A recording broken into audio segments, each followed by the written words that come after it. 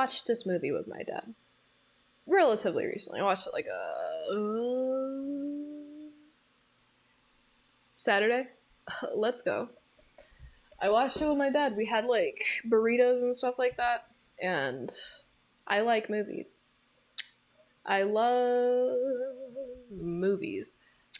I heard about this movie that my friend told me about, and also I saw a poster for it in the background of like all of Charlie's videos. And we love Charlie. Ooh.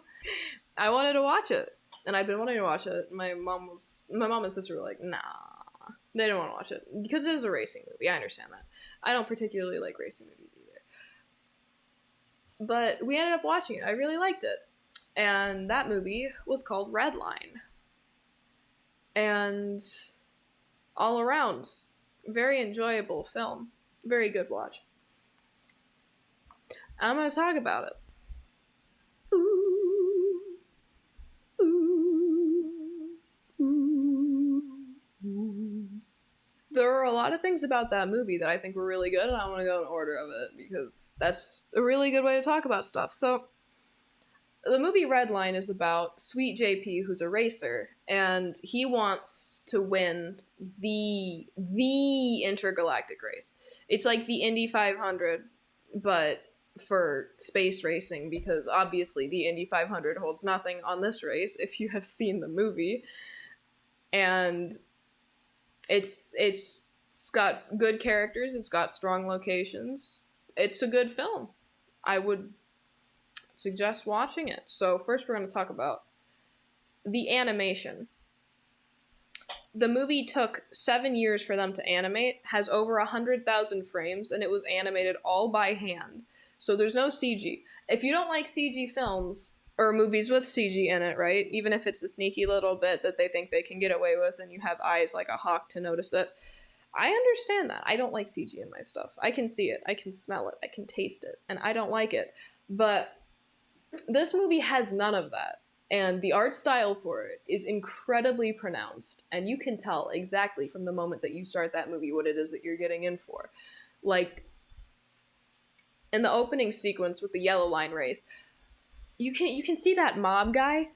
He's putting that cocaine way up in his gums, and it's so biologically accurate that it's kind of gross. The way that it's drawn is really cool. It's got a ton of darks, a ton of like interesting colors. It's all kind of drab and dreary, but it's all so interesting to look at. It makes it, there's kind of like this big distinction between the main girl and Sweet JP. She's one of the only super colorful people in the movie. All of the designs are nice. That dude with the bat ears, adorable. It's really effective in how it is that things are drawn and how things are animated. Like when they pop a nitro, they pop a nitro. They're not going faster. It's not like they take the car and then they pull it a little bit quicker on the animation. That car jumps, that car sputters, and they go. It elongates. Like, there's always that effect of when something starts going fast, it elongates. And I think that's accurate to physics. I don't know. Is that accurate to physics? Okay, thank you. I'm gonna, yeah, that sounds right. Yeah. It affects the people who are in the car, right? Like, Sweet JP's going so fast that he gets a nosebleed. Like, that's so cool. And every character in that movie, I'm backtracking. Every character in that movie looks interesting. The background characters looks interesting. Six-limbed Gorilla Gramps looks interesting. You know, you got all the robots in Robo World. They look cool. You got that Mecha Man. He looks cool. He's like, what's his face from Lilo and Stitch? He looks kind of, yeah, like him. He looks like that guy. Gantu.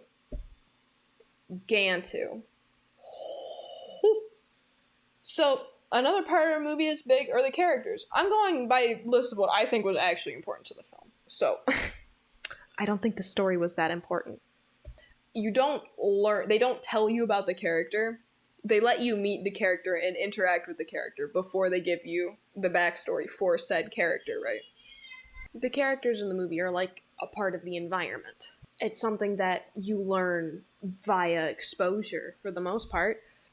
Like, you know that Sweet JP is kind of a ladies' man, but you also know that he's a decent person. Now, you don't learn that because we get a flashback of him being a decent person, but because he doesn't want to take the dirty money that his friend gives him after he throws the race at the yellow line. And he does an excellent job in that race. Going back to the animation, stellar. First 5 minutes, amazing animation. It made my eyes go big. And the best part about it is you don't need to know the backstory. Like, it just accentuates an already good and well-created character and well-made character arcs. I didn't know that Sweet JP and Sonoshi. Why did I think that... I don't know why I thought her name started with a K. Sonoshi.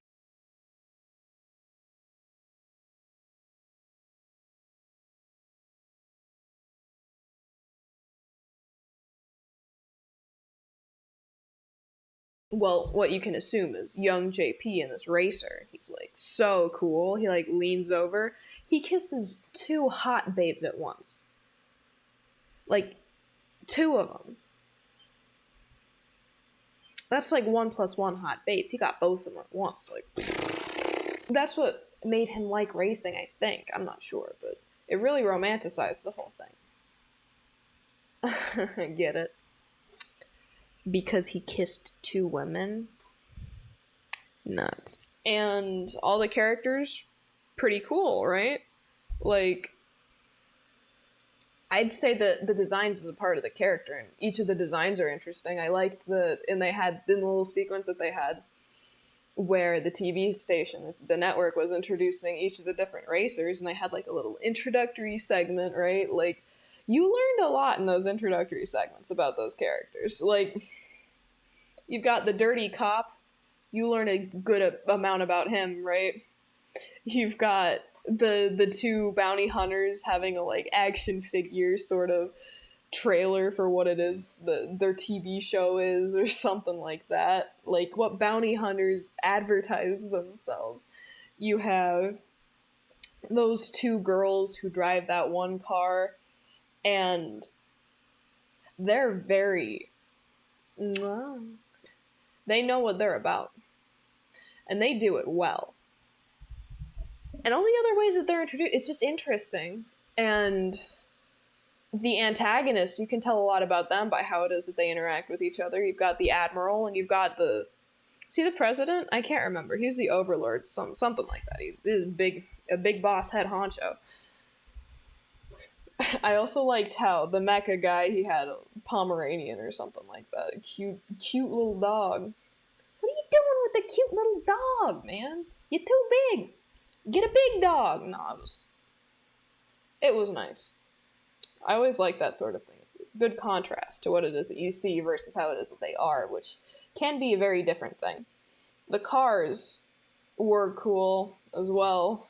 Like, you have normal car, the spaceship from Lilo and Stitch, a mech, a bug car.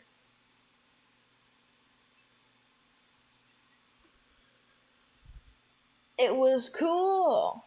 Now, knowing the connections and learning them is something else that was nice. It was something that you could understand, but you didn't quite know yet, like when you saw JP's flashback to when he first met Sonoshi and how she was the reason that he actually started being a racer. That was cool. And that was a nice addition to his character. It made you understand why he liked her so much. And it also helped you understand the relationship with his friend who sold himself out to the mafia so that he could race. And that was cool. It's cool for all of these interactions, and you understand that these people are important, but you don't understand why, and then you do. And I can say that the writing for this film isn't perfect. There are a lot of issues with it, but there's something about that I can really respect. I genuinely really like that. It feels like the writers weren't holding the audience's hand when they were writing these characters. And that's something that you don't usually get in movies. So it's something that I can definitely chalk up as a plus to this one, because it is very nice the way that these characters are written and portrayed. It also didn't feel like there were any plot holes in the way that the characters were written. It wasn't like, oh yeah, no, this person acts this way at one point, and then way down later they act totally different. No. Everything that they introduce kind of everything they introduce kind of comes back together at the end of it. Nothing is unimportant that they introduce. Oh no, I should be charging my phone right now. A bada bing, bada boom. The final thing that I'm going to talk about for this movie is the story. Now, it goes last because I feel like it was the least important part of the story. The movie is about the Redline race after Sweet JP qualifies for it, and it takes place on a planet called Robo World, which doesn't want it to take place there. I don't know how it is that they have a race that takes place there legally when the entire government of that planet is like, yeah, no, we don't want to do that here. Maybe something that has to do with when they signed a contract with the Federation. They're like, yeah, I guess you can do race cars. I couldn't tell you. It was Robo World versus racing. And they couldn't start killing the racers for some reason until the race actually started. Well, it was because... Actually, no, that was dumb. They couldn't do that because they were staying on a demilitarized zone. It also was kind of a dump, but hey, it was pretty cool. I don't know. Robo World's whole shtick was, don't contaminate our perfect society with your racing bullshit.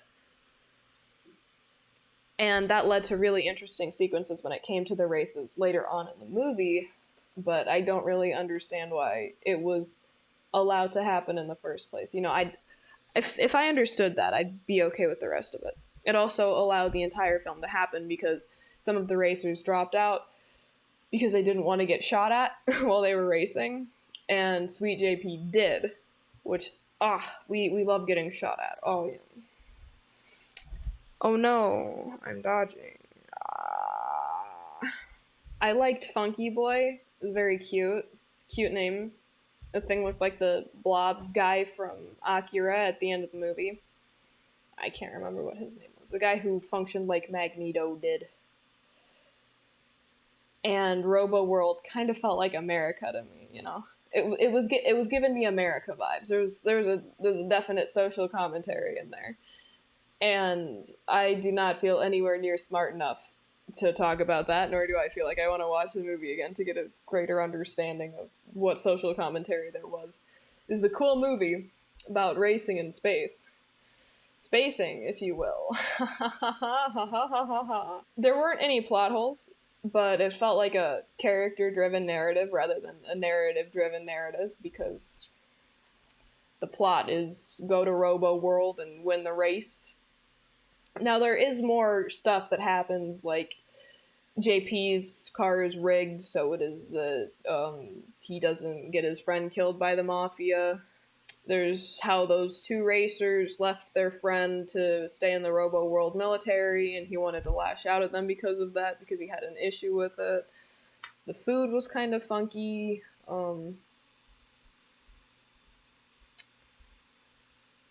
I mean, it's not that complicated. It's a racing movie. I don't know what to tell you. The plot can be Robo World, danger, race on Robo World, win race, stop mafia, yay.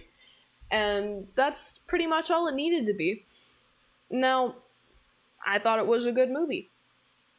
It was something fun to watch. The animation, amazing. There's this weird thing that it did with the camera from time to time that kind of killed my immersion. But I don't know if that's because I was watching it on YouTube. It might not be in the actual release. I couldn't tell you. I don't usually watch racing movies because I don't think that they're particularly interesting. But I did enjoy this movie. The only other one I can watch that I could tell you off the top of my head that I've seen is The Art of Racing in the Rain, and that's more of a movie about a dog than it is about racing. There were good characters, great animation, like I said, concise story, goes there, does what it's got to do, finishes, doesn't overstay its welcome, you know?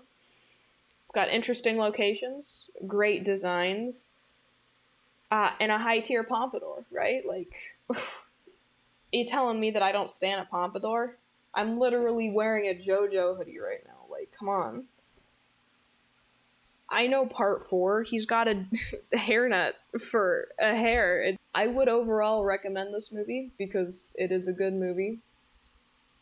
It's a good visual experience. It's a good story. It's got good characters. It's pretty fun. Don't expect it to be the best movie you've ever seen. It's like not the second coming of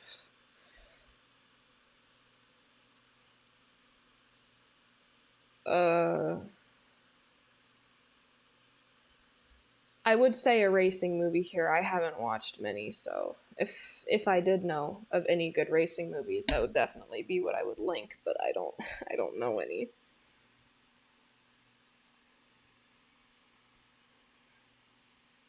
Yeah, no, it's a good watch. Watch it if you want to. Don't watch it if you don't want to.